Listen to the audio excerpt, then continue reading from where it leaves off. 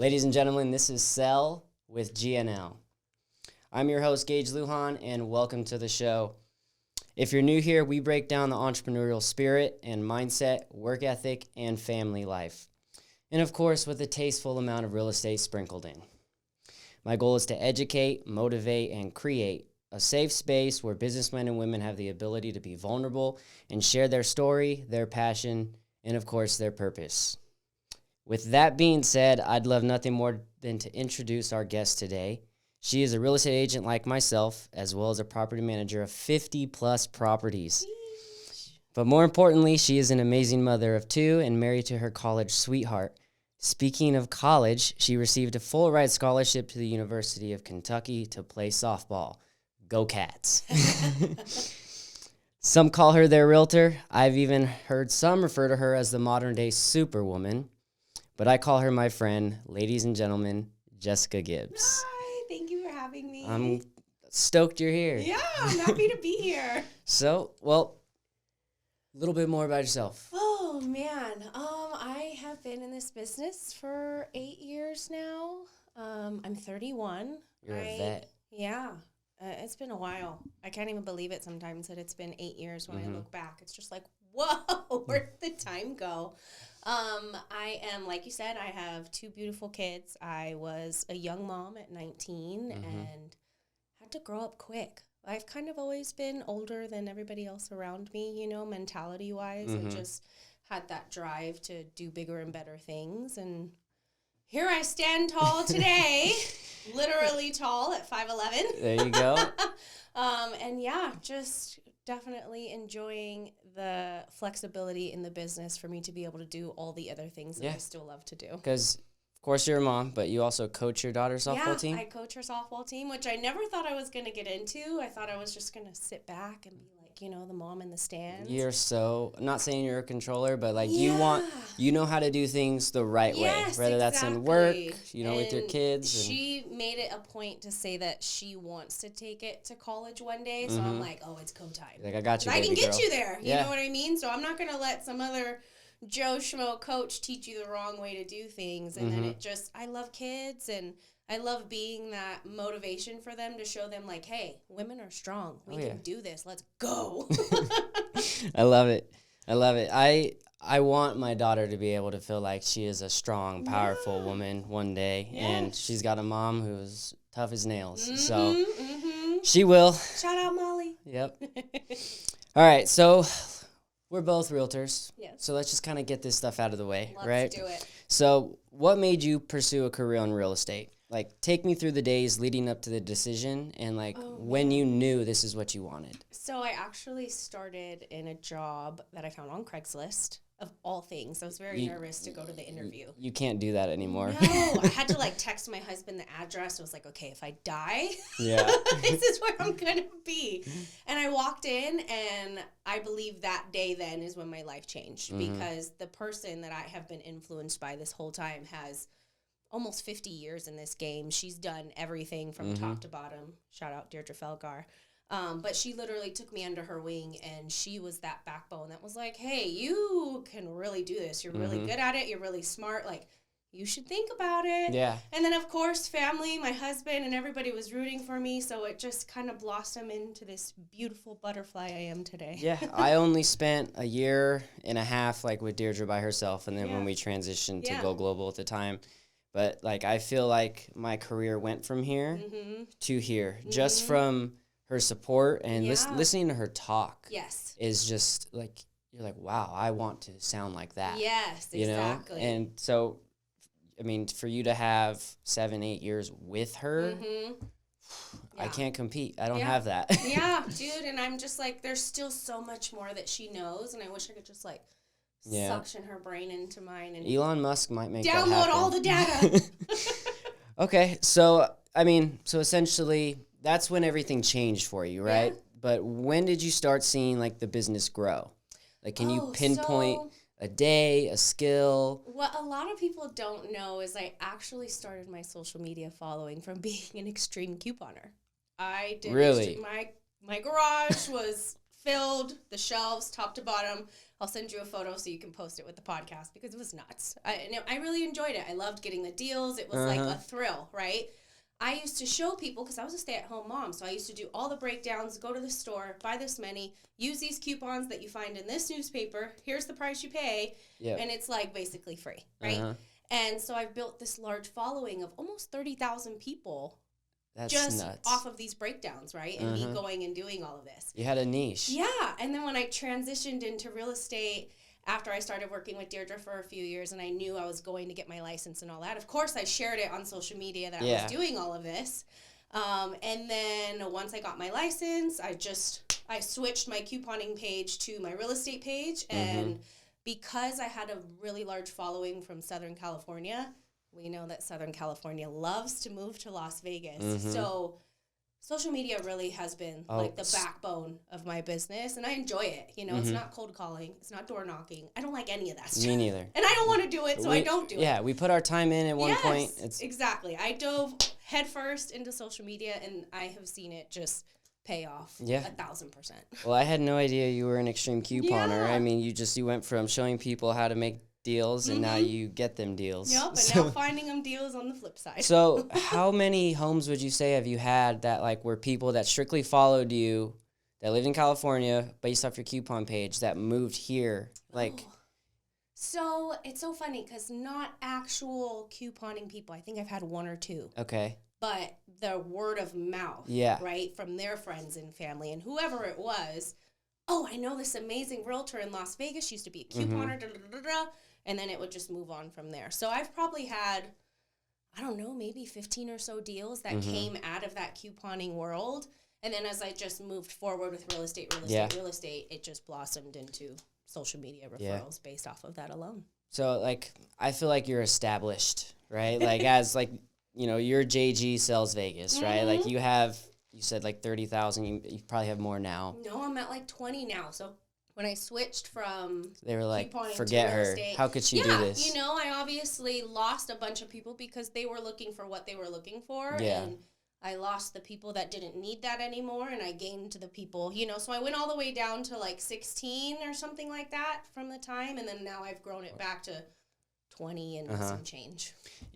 So like with that, like, you kind of, what I was getting at is you had your niche, right? Yeah. And it helped you grow, and you were a realtor.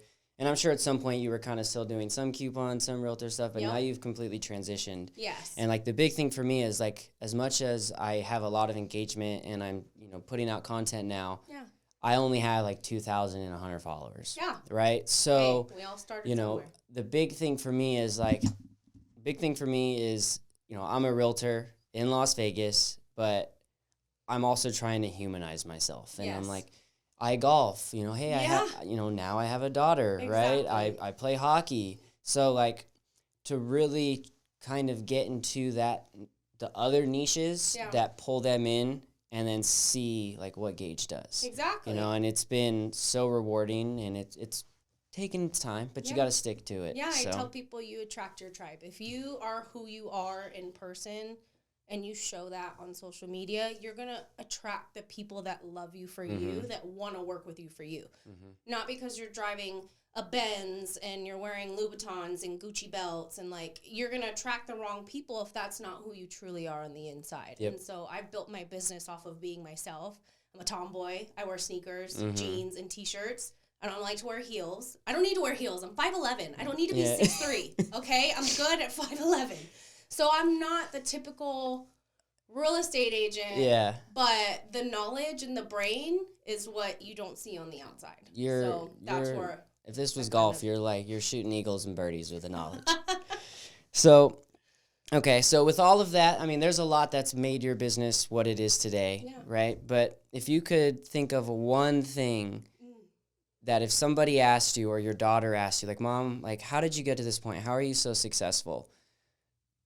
What would you tell them? One thing. One thing. Like a mindset, you know, something that you purchased, like something that like really just changed everything.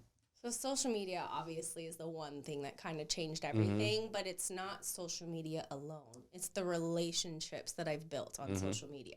Like I said, I am who I am. I genuinely love this job, and I genuinely love helping these people achieve the goals that they want to achieve. Preaching to the choir. Yes, exactly. So I know that my clients can feel it. Because at the end of the day, when I hand them keys or we're at closing day or whatever it is, the energy, I'm all about energy. And you can feel that good energy all around you, and you just know, like, this is what I'm supposed to be doing. Yep. So I would say social media, but it's the relationships I've created on social media. And that's with other realtors around the country. You know, it's with buyers, sellers, clients. It's with the local community and different, you know, restaurants and things like that. Like, I love it. Yep. I create the relationships with people because it blossoms into something later on. That honestly, that would probably be, if not my number one, like really close to it.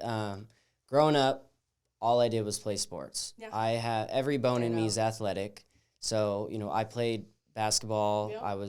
I wrestled in high school, varsity volleyball. I grew up playing football. Yep. I can play baseball. You know, like there's not a sport that I can't kind of look at and be like, okay, I want to do that and at least be somewhat good at, right? So, like, my whole life growing up, like, I'm going to be a pro athlete. Yeah. I'm going to be in the NBA. Yes, I'm going to be like Spud Webb, right? Yeah. Like, I'll be in the Olympics. Yeah. And, you know, so my whole life was sports. And I loved people. And then, you know, junior year comes around, and I'm starting to realize you're still only 5'6". Like, maybe you're not going to make it to the league. So what are you going to do? And I had no idea at all what I was going to do. And like, you know, so I went to college, and then after like a semester, which probably wasn't even a semester, it was probably like 5 weeks, I dropped out because like I didn't feel like I was doing anything that served me, right? Yeah, that didn't serve the soul. Yeah, there was just no passion, and like, you know, I was a good student. I couldn't figure it out, and I didn't know what I wanted to do. And, you know, time went by, I had jobs, and then we bought our first house. And then the process of going through that home, you know, I wanted to learn more. Yeah. Like, I felt like I was kind of kept out of what I was doing, you know, by my agent at the time. And I was just hungry to know, like, what I was actually doing, what was going on. Yeah. And I kind of sat with that for 6 months. And, you know, I was like, I want to get into the field. Like, I really want to see what this is about. So I took a job at American West Homes. They're a local builder here. Yeah. They were purchased by Pulte. So, like, I had time with both of them with working. And just while being there, I was like, I'm finally finding something that when I learn it, it sticks. Yes. You know, like, I can have a conversation with somebody and remember their name, but if I just introduce myself to them, it's gone. Yeah. So, like, I felt like I was being introduced a whole bunch of information that just never mattered. Yeah. And real estate was the first thing that stuck. And long story short, through real estate, I am able to build relationships, be that people person, change lives, and be the MVP that I've always, like, wanted to be. Yes, for our people. Yeah. Exactly. Yep. Exactly. Yep. Ditto. So, if you could spend the rest of your days convincing the people of one thing, doesn't have to be work related, like, you got to have this, or you need to eat this way. Like, if there's one thing you're passionate about that you feel like if everybody integrated into their lives and it would change their lives, what would it be? Oh, that's a good question. I would say, and I've just recently kind of been, I'm a Libra, so I'm very balanced, right? I would say the thing I love to say the most is protect your peace, right?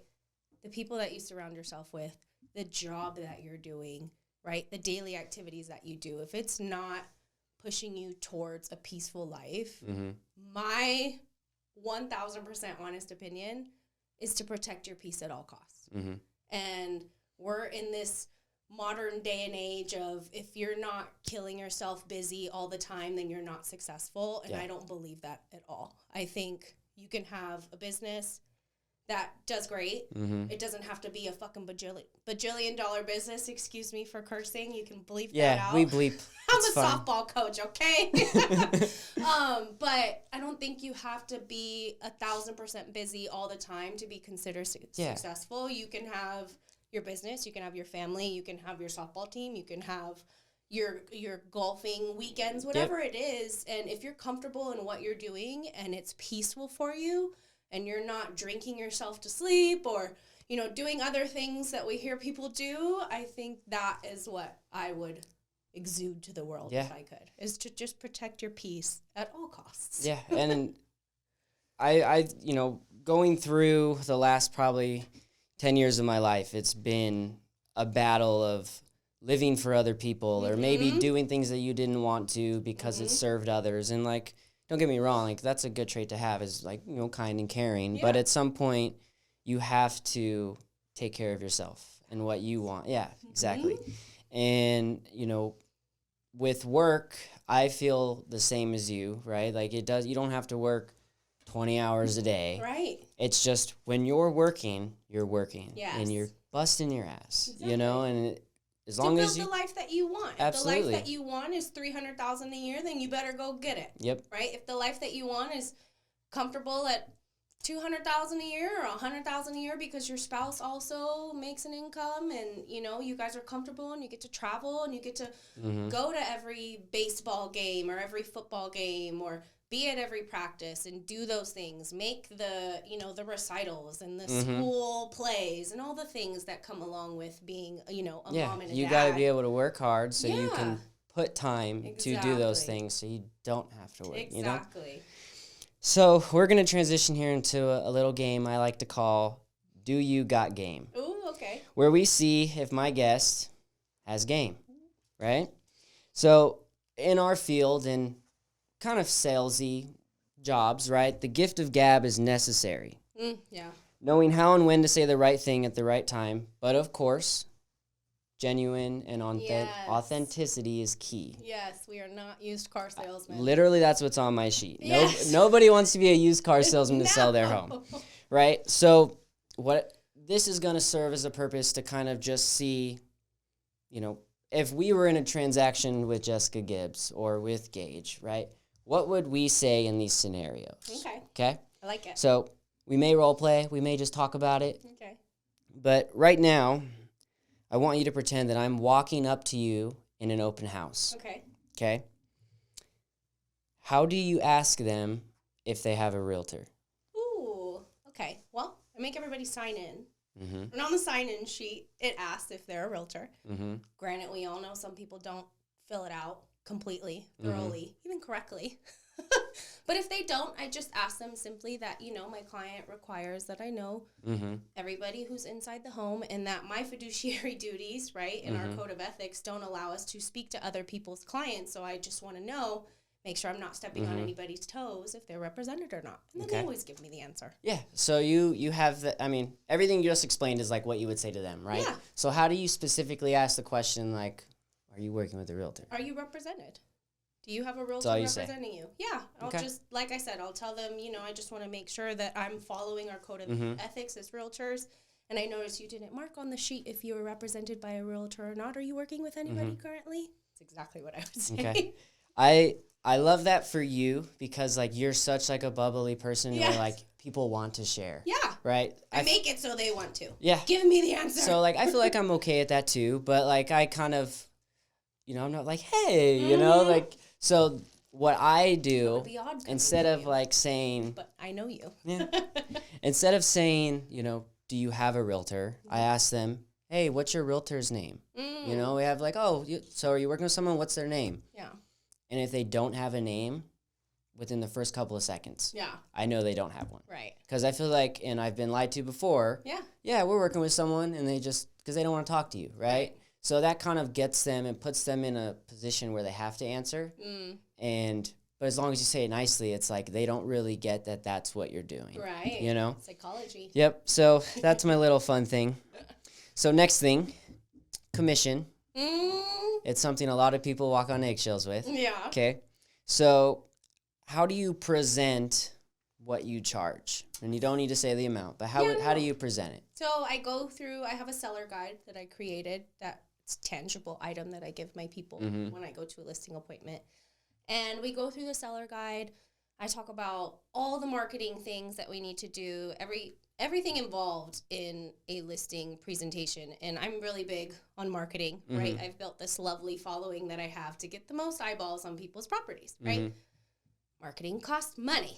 So usually once I go through all of this listing presentation, by the time I get to the end and we talk about price, I don't usually get any any pushback, unless there is something hanging that they need, right, to ask this question. Most of the time I don't get asked the question of, oh, will you lower your fee? Yeah, like again, damage control. Right. Most of my people are referred to me by other people. I don't cold call and I don't door knock. So it's not like this blind introduction that I'm going into and then they're like, I've got referred to these people or they found me on social media and they already see what I do on there. So usually by the time I go through my presentation and I get to the money, I don't usually get any pushback. Now, have I? Yes. Okay, well, that's my next thing. So you get pushback, right? Someone asks you to reduce your commission. Yes. What do you say? My question would be, why? And then they would tell me, sometimes they don't have an answer and they just want to know if I would reduce it, and I can tell that they're just trying, right? They're a trier. My answer would be no.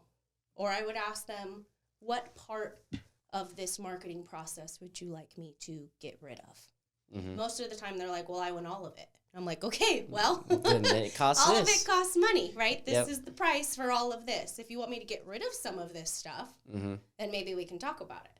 But for the most part, the times that I have reduced my commission are for families who are selling and moving up, and there's a specific number that they need for a down payment and the closing costs and everything like that. So you have to run the numbers backwards. And I would think all of us kind-hearted, good realtors do that. I mean, that's the main reason why I reduce. Yep. So, it's for specific reasons, not because you just have a chance or looking for their, their chance to get it, but because it's a family who needs it or somebody who's struggling in life and they need, a break. And it's relationships, right? So if I can feel the genuine energy of this story that they're telling me on why they really would appreciate a commission reduction, then I'm going to go for it. Our job is to serve people. I'm not looking to make a bajillion dollars and, we can do some wiggle room somewhere. I love that you said serve. So one of the things that, and I'm kind of circling back to a question I asked you earlier. One of the things that really changed, like me as a person, me as a leader, me as a business all of it, right, was the simple idea of servant leadership. Are you familiar with that? Yeah. So servant leadership, leading by example, not just doing it to say it because you say so, but actually getting down and doing it and serving others, being genuine, being authentic because you actually give a shit. Yeah, exactly. And you have to give a shit. I think a lot of the realtors who are very good at their job and are good at making relationships, whether they know it or not, they are servant leaders. Yeah. And it's a huge thing to have in this industry. I feel like in many other industries where, again, it's your job to take care of somebody. Exactly. Especially with us because we're not just taking care of them during the 30 days of escrow, right? Like this home is their home for 5, 10, however many years. That's going to continue to take care of them. Yes, they always need something, and we have to let them know. A lot of people are done when the transaction's done, and I always make it well aware to my people that they can call me for anything, literally. If you need a vendor, if something's going on, if you're remodeling and you want to know what the best or the trending things are right now for home value, call me. I can talk about real estate all day. Yep, I'm with you. Okay, so I want to ask you this question because I feel like we're going to have the exact same answer because we both were kind of trained. Well, I was kind of. You were trained by Deirdre. Yes. So you're in the due diligence period. It's your listing, and there's an inspection done on the house. Okay. The inspection's done within the time period of due diligence. However, on the day that it ends, you get the repair request past deadline. So let's say it, contingency ends at 11 at night. You get it like 11:30 before the day ends. What do you do? Ooh. Do you even respond? It depends. It depends on relationships, right? Now, if the other agent is a jerk and they're just not careful in what they've been doing, right? Crickets. Yep. If you're sincerely, right, trying to do a good job for your client, depends on what's on the repair request, right? I don't make the decision. So I got to talk to my seller because we all know there's other ways to get out of a real estate transaction other than just this home inspection. You know, so are you willing if my to seller is genuinely or needs to sell their house and they don't want to go back on the market, right? They like the buyer, the other agents, you know, doing the best that they can. Maybe something happened. I don't know the story, right? But also depends on what's on that repair request. If there's a bunch of madness on there, I'm going to be like, hey, Mr. Seller, we got it afterwards. This is what they're asking for, so we're just going to ignore it, okay? They're usually fine with it. But for the most part, if it's just like little things, I'll give it to my seller and be like, what do you want to do? Yep. And I'm with you 100%. And like the way I explain situations like that and then answers like that is like real estate to a lot of people is very black and white. Yes. It's good market, bad market. You know, the laws are very black, they're very white. However, when we make decisions, we work in the gray. Yes. It's very situational. Yes. Right? And that's what makes this business hard. Yeah. But also how you can really just change how you are as a business person, grow as a business owner. Yeah. Because if you're able to take these scenarios and you know how to fix them to benefit your client, make the other people happy, or just, again, benefit the client, right? Like that gray area, if you can just be completely... That's where that superhero word comes in. You got to know your people. Yeah. You got to know what their motivation is behind selling this home. And then that's going to tell you the gray area of what to do with this repair request when the other agent sends it in late. You know, can we go back on the market? Do they really want to go to court to fight for this earnest money? Because we all know how that goes. Yep. It doesn't go. It does not go unless it takes like 6 months to get it because you got to go through all the steps. And I've been there twice now. But, you know, most of the time, like I tell my people, sellers want to sell and buyers want to buy, and let's get this job. Okay, so we've got to know you, and I've shared a little bit about myself up to this point. So now let's talk about the world. Okay? Specifically, our business. It's kind of what people probably came here for. Yeah. So let's give them a little bit of insight. You know, we have some skin in the game. The good, bad, and the ugly. We're in it 7 days a week. Yes. I'd like to say I don't work 365 days a year, but there's usually always something. Always something. So the market as a whole, what have you been seeing? Not necessarily like the news, like you in your transactions with your buyers, your sellers, what are you seeing? It is slow here in Las Vegas. I have been hearing things of other parts of the country where they're getting multiple offers and such again, but I haven't seen it here yet with my people.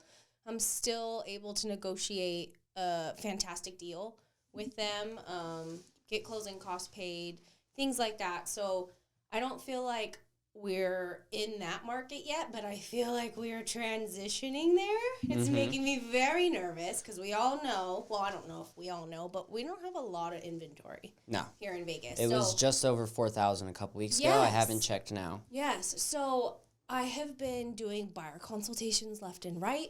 I have been getting buyers pre-approved left and right. I'm starting to see the activity pick up. And it's making me very nervous because I'm like, okay, the activity is picking up, but the houses on the market, I don't see that, right? Because we're still in that weird era of sellers have these amazing interest rate on their homes, and they're not willing to sell it to go trade for that higher interest rate. For sure. Maybe they want to sell because the house and that store and location and things like that, but people aren't willing to trade that super low interest rate that they got a few years ago for what's going on in the world today with them trending a lot higher. I mean, that's a big difference in payment. So that's where I start to get very nervous for the market in whole because I would be a seller at this point, right?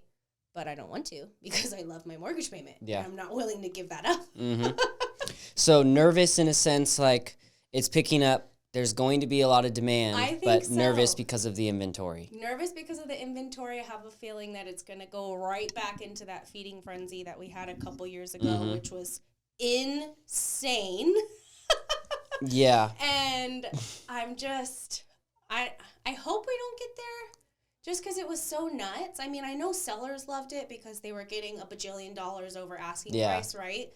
But in the same point, they had to go out and buy and do the same thing. So it's kind of like I enjoy a more balanced market. Me too, for sure. We're kind of able to come together in a kumbaya and get the deal done in a lot less stressful way than a couple years ago. But it makes me nervous because I have a feeling that we are going to go right back into that crazy booming market. Yeah, and I've been making a lot of content about that specifically. Like, it did get slow in the market, but I had a good roster of buyers at the end of last year. Yeah. So, like, I closed 4 homes in December. Nice. Like, holiday season is usually very slow, especially around Christmas. Yeah. I closed 3 homes the week after Christmas, like the 26th to the 31st. That's great. All 3 of them.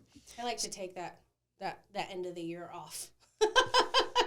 Got what you got to do sometimes. But so, like, I didn't necessarily slow down, but also at the same time, I wasn't getting people reaching out, like, ready to start. These are people that had already kind of begun the process. And, you know, within, I would say, the 2 or 3 weeks into January, I had 3 separate people reach out and said, hey, I'm ready. Yeah.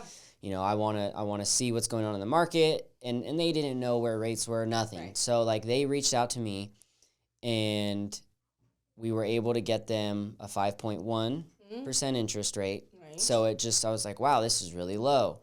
And I think two out of the 3 of them, they had to buy that rate down, but it only cost them like $3,000. It was from a 5.5 to a 5.1. Yeah. My lender's great. Right.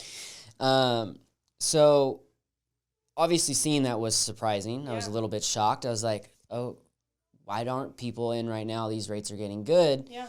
And then I would say probably the first or second week of March is when it kind of started hitting, like, the media, the news, right? Rates are getting good. Right.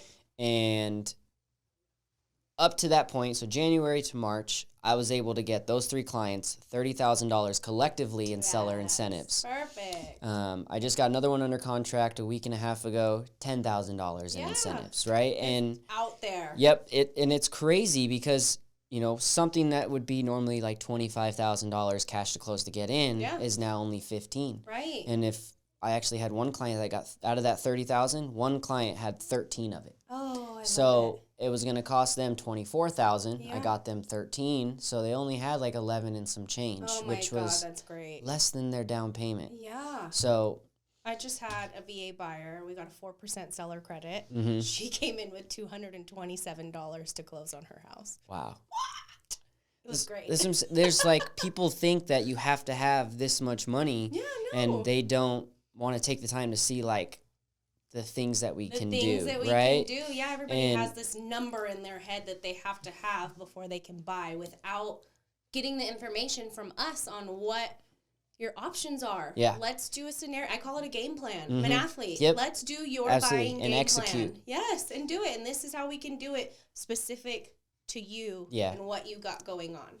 Yeah. So to, like, kind of close this one out, like, that's where, like, my passion lies right now, is, like, trying to tell these people, like, that is out there. Yeah. Because of the inventory, it's not going to be soon. Right. Like, and the demand's not going away. The rates are getting better. You know. People are getting sick of waiting. Yep. And it's kind of trending in this one area. So like, I had an agent here in the office. Yeah. Went to a grand opening of a new build. He was there like 7:30. They opened at 8. There was already 18 cars waiting, and they didn't have 18 lots, right? So, like, that's going to keep happening, and sellers aren't going to give away money. Right. So the rates are going to kind of stay where they're at. Let's say they go up even a little bit, right? Up or down. Right. You're not going to get $10,000 from a seller. No. It's just not going to happen. To buy your rate down. Yeah, no. So, okay, next thing. You got any crazy stories recently from your transactions? Crazy, good or bad? Something that you'd go home and you're having dinner with your hubby and you're like, babe, I got to tell you what happened today. Oh, my God. Well, I've had some scary things happen to me in this business, being a woman. So maybe we'll just talk about that because I feel like that's important for us. Yeah, for sure.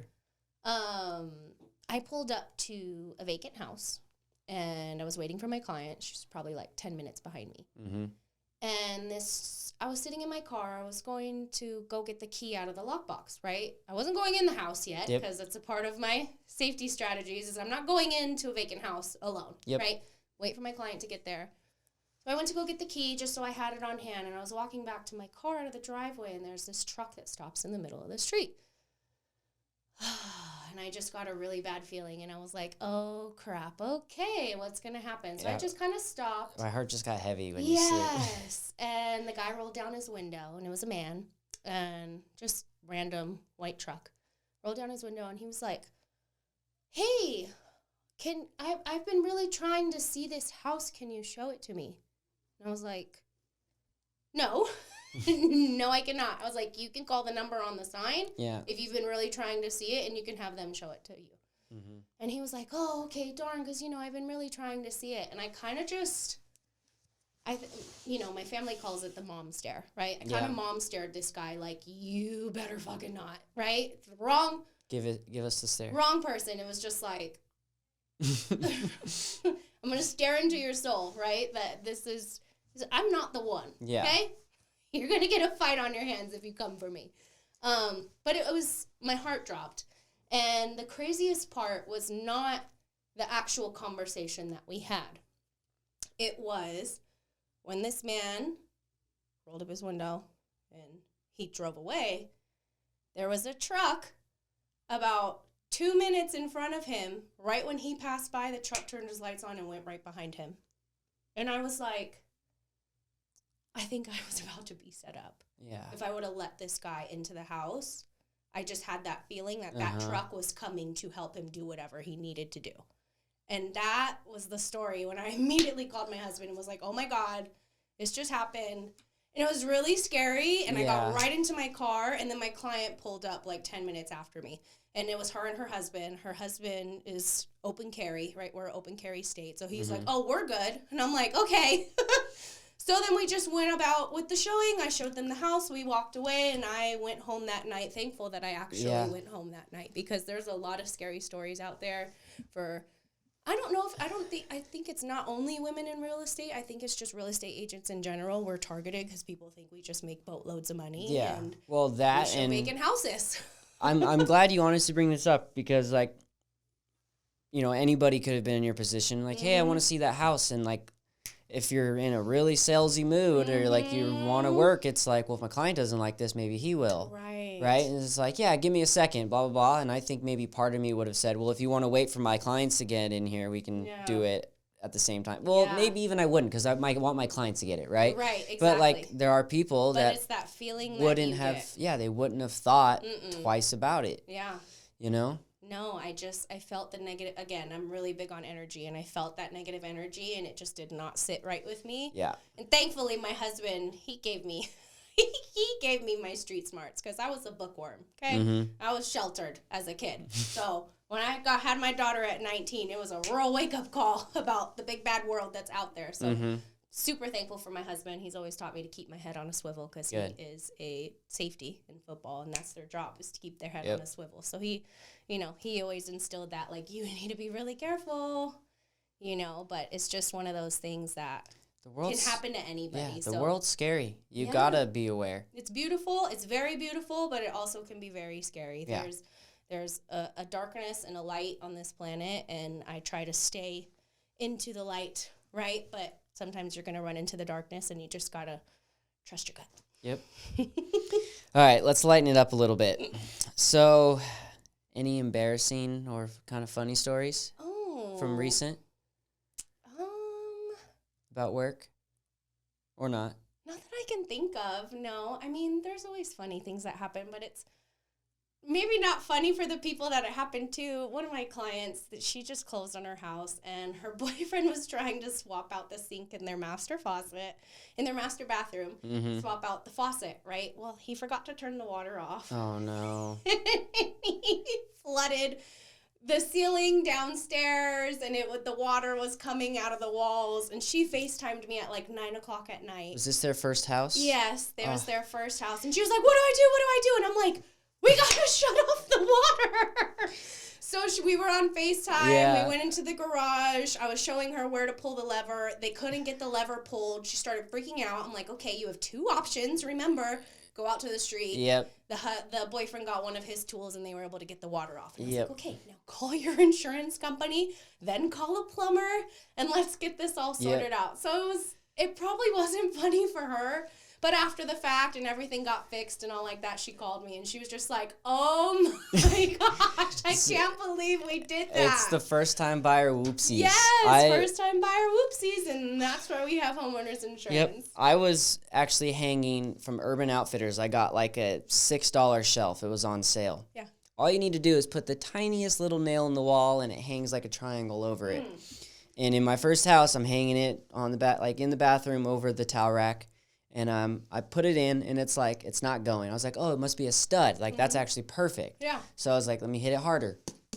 And I hit it, and next thing I know, just air is coming into my face. Oh, no. I hit an AC line. I had Freon blowing in my face. It's just like this $6 shelf turned into like a $400 repair, right? Yeah. So, like, it just feel like that happens to you. Like, you every first-time home buyer, and all buyers, but like, the first-time home buyer ones is like they're always the funniest because it's funny after the fact. But it's like it's really not funny during, but it's definitely funny after. And you're like, I can't believe I did that. Okay, well, I was gonna ask when you recently saved the day, but that sounds like you literally 9 o'clock at night helping a client, like you saved the day. Yes. Okay. That's that working 24 hours. Oh, yeah. No, I don't normally work till 9 o'clock at night, but some days it's required. It happens. Okay, so the last part of this segment is list that price. Okay. Ooh, okay. So this is where we as agents try to guess the list price of the home, given just a little bit of information. Okay. The area, square footage, bedroom, bath. Okay. So a lot goes into how we comp a home and how we figure out how we list it. Yes. You know, a neighborhood over the same square footage, it could be $100,000 more than the other. Right. It changes. Yeah, I've right? seen it change from streets inside the community. We're going to look at these properties here and just see how close you can get to list. Okay. If you can gauge the price. No pun intended. First one. Oh, I like it. Yep. Near so Sky Canyon. This is, it's a brand new build near Sky Canyon. It's actually a KB home. Okay. 1849 square foot, 3-bed, 3-bath. Now, is this base price or is this with all the upgrades? So this one... Because we know there's a big difference. Yes, so I can tell you this one isn't like, you know, there's 350, 4. It's kind of got like an oddball number to it. So I would assume there are upgrades in the home. It was probably because the neighborhood just opened up. It's like an inventoried home, how they build a few, you know, to just sell. I'm going to say, I'm going to say 474. Okay. And what makes you say that? Square footage, right? It's also a new build, which we know that the pricing on new builds have gone up significantly. Mm-hmm. And then being in Sky Canyon, it's a nice area out there. Yeah. Pretty big community feel. So yep. It's actually just past Sky Canyon on Kyle Canyon. Okay. It's like literally going up to Mount out Charleston. There. Yeah. So it's a brand new area that they're building. It's not a part of the master plan. It's called Somerton. Okay. There's a 55-plus community over there, too. There's supposed to be, 200 walking paths from the neighborhoods up into Lee Canyon. Okay. Or Kyle Canyon, which is really cool. Yeah. So, are you ready to know what 474. Okay. What is it? It is $469,000. Close. I call that a W. I right? Like it. You know, I'm off by 5. We're good. That's perfect. Okay, the next one, it is off Cheyenne and Martin Luther King. Okay. Originally, and I say originally because as you can see, it has been burnt down. Oh, geez. It is originally 2272 square foot, so 2,272 square foot. 4-bed, 3-bath. Okay. As it currently stands, how much do you think they have it listed for? Cheyenne and MLK, 2272, 4-bed, 3-bath. Ooh, I'm going to say, this is a tricky one. It's a fun one, right? Yeah. I'm going to say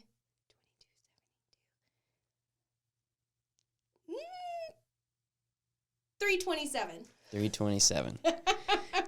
So this one is actually listed at $262,000. Oh, that's an L. I'll take that L. So It's burnt down. I know. When's the last time you comped a burnt down house? Oh my God. Geez, never. All right. So the third and... I'm thankful I don't have any clients that want to buy that. Yeah, no. I mean, you could probably make a good amount of money. Your broker might. I've thought about it. I don't know how much of a problem he wants to have. But when I saw this, I was like, hey, maybe I should tell Josh about it. Yeah. So the last one is in the southwest side of town. Okay. Kind of near the new Toll Brothers in Mesa Ridge.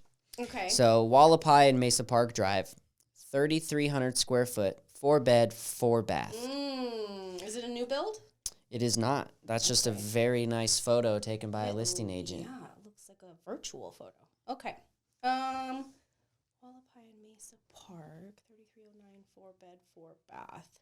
Ooh, I'm gonna say 3,309. Ooh, I'm gonna say 1.6 mil. Okay. That's my number. So it is actually listed at 1.25, which is a great smoking deal for 3,300 square foot.